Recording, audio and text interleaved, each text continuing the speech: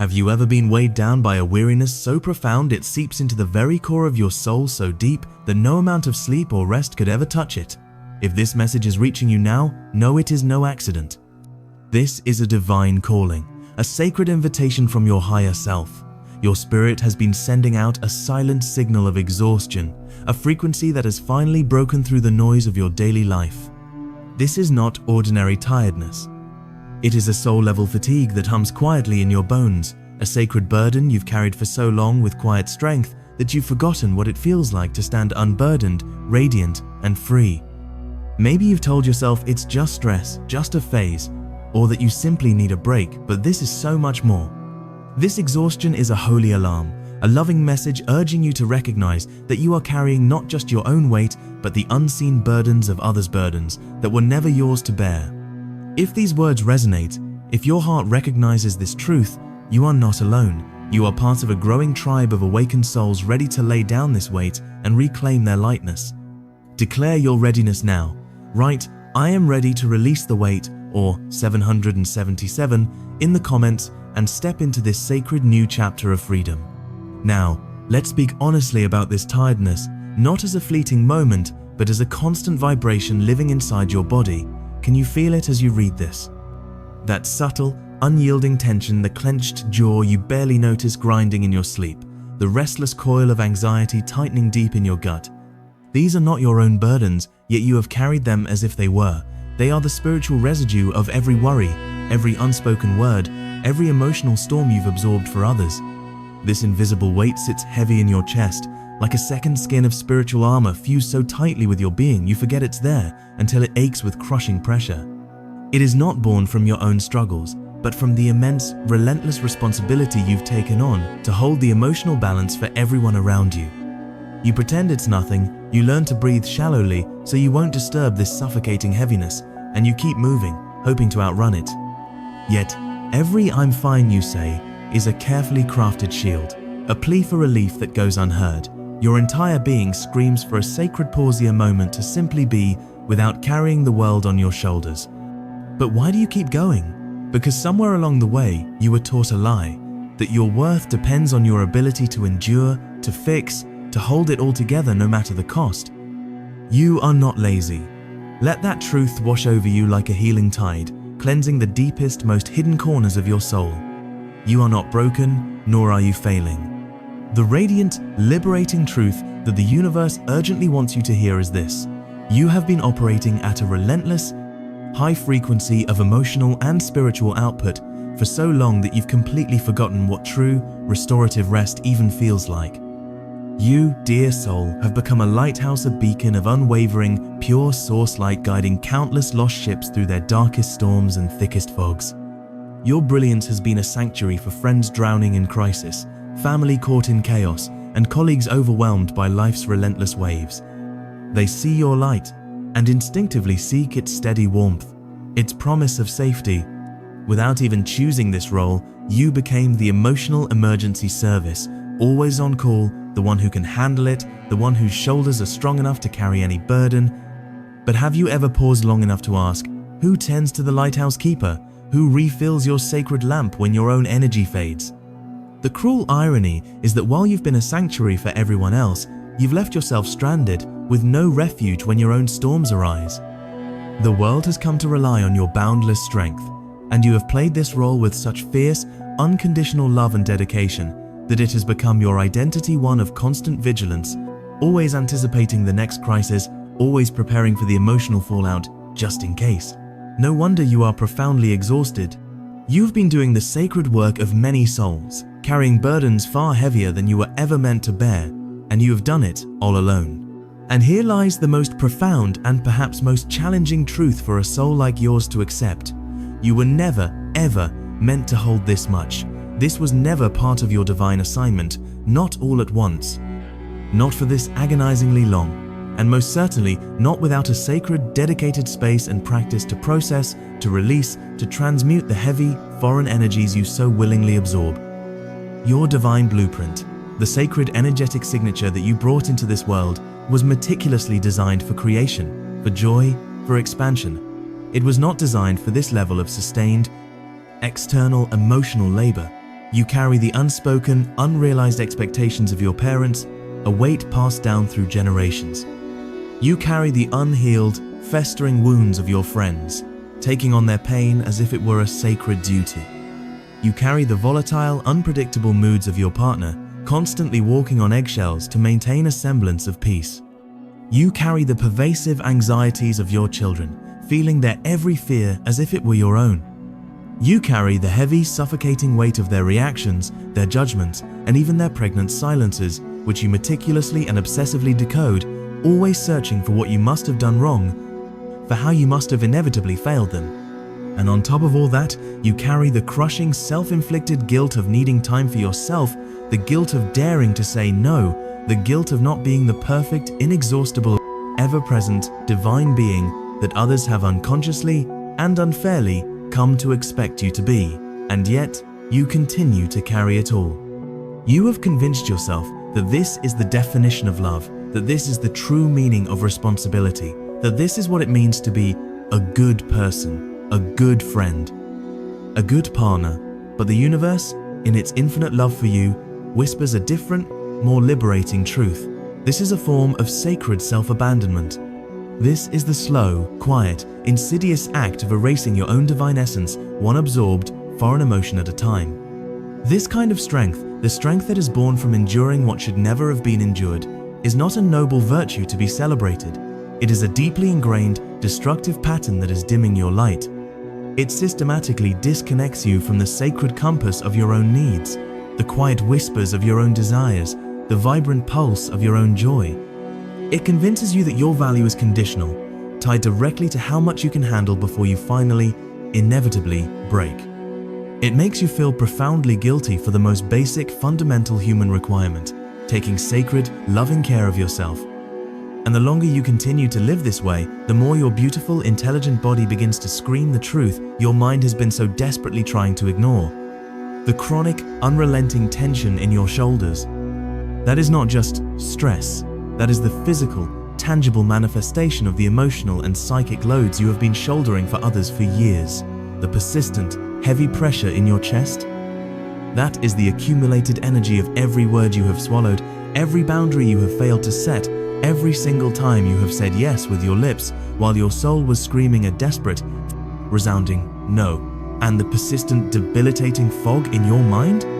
That is the inevitable, unavoidable result of trying to carry the weight of the entire world's emotional weather system while simultaneously trying to stay clear-headed and focused for your own sacred journey. So, where do we possibly begin this sacred journey of release, this grand unwinding? It starts not with a grand gesture, but with a simple yet profoundly revolutionary acknowledgement. Maybe today, just for today, you do not need to fix it. Maybe today, you do not need to have all the answers or figure it all out. Maybe, just for this one precious, fleeting moment, you can finally grant yourself the divine permission you've been seeking from everyone but yourself, the permission to put it all down. Imagine it now. Feel it in your very cells. Visualize yourself standing in a field of soft, green grass, and one by one, you begin to release the heavy, jagged stones you've been clutching in your arms, in your heart, in your spirit. The stone of someone else's unresolved anger, the stone of a friend's perpetual self-created drama, the stone of your family's deep-seated, unspoken expectations, the heavy, sharp stone of your own guilt for simply wanting, for needing to be free. Just for this moment, let them fall, let them thud onto the earth, and feel, truly feel, what it is like to stand in your own space without that crushing, familiar weight. Feel the immediate, surprising lightness that floods your shoulders, the glorious expansion that opens in your chest, the profound, sacred quiet that descends upon your mind. This is where we begin. Not with a new demanding routine, not with another self-help book that promises a quick fix, not with a renewed, punishing promise to grind harder or hustle smarter. This divine message, this video, is not here to give you another arduous task to add to your never-ending, soul-crushing to-do list. It is here to remind you of something softer, something truer, something you knew as a child but have long since forgotten. It is here to grant you the cosmic permission you have been desperately waiting for, the permission you were never taught you had the sovereign right to give to yourself. You do not need to earn your rest. You do not need to justify to anyone why you are tired. You do not need to compose a dissertation explaining why your energy is low or why you have pulled away to protect what precious little of your life force you have left. You are not tired because you have done too little. You are profoundly, divinely tired because you have been holding, with all your might, what was never yours to carry in the first place. You have become so intimately accustomed to the weight that it has become your baseline, your definition of normal. You have adapted to it. You have contorted your entire nervous system around the constant strain, the hyper-awareness, the unrelenting emotional responsibility. You have actually convinced yourself, on a subconscious level, that it is normal to be this tense all the time, to wake up already bracing for an unseen impact, to fall asleep while mentally scanning every unresolved issue, every potential conflict, every possible negative outcome. But this state of being, this constant alert, is not your true nature. It is your adaptation, a survival mechanism that has long outlived its usefulness.